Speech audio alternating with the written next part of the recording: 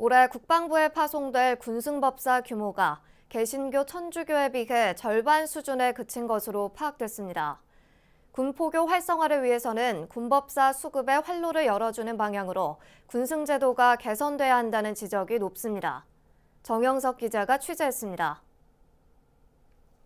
올 6월 국방부에 파송될 군승법사는 8명, 편성된 총 인원 18명에 크게 못 미치는 수준입니다.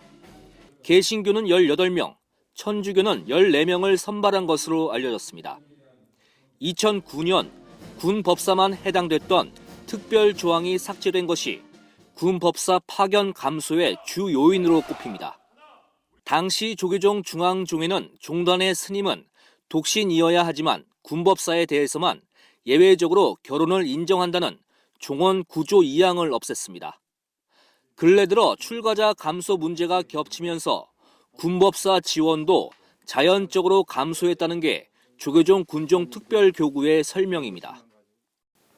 출가 수행자의 감소와 군승제도의 여러 가지 어려움이 있는 건 사실입니다. 거기에 종립학교, 재학생들이나 졸업생들이 군승법사로 신청하는 사례가 전무한 상태에 이르렀습니다.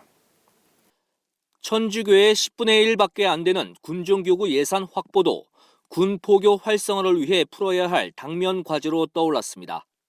이대로 가다가는 불교계에 편성된 군법사 인원을 이웃 종교에 내줘야 한다는 우려의 목소리가 나오고 있습니다. 이웃 종교에 비해 군승법사의 수급을 다 못 채우는 초유의 비상사태가 벌어지고 있습니다. 군정교구 사업이나 예산 등을 결정하는 상임위원회 조직이 유명무실하다는 점도 군불교 발전의 저해 요소로 보입니다. 그나마 포교사 등 민간인 성직자들의 적극적인 군포교 참여가 하향 곡선을 긋고 있는 군불교 현실을 늦추고 있다는 분석입니다. 군정교구에서는 상임위원회 위원들의 이름만인 위원들이 아닌 실질적인 활성화를 통해 교구에 대한 관심을 이끌어낼 것이며 상임위원들이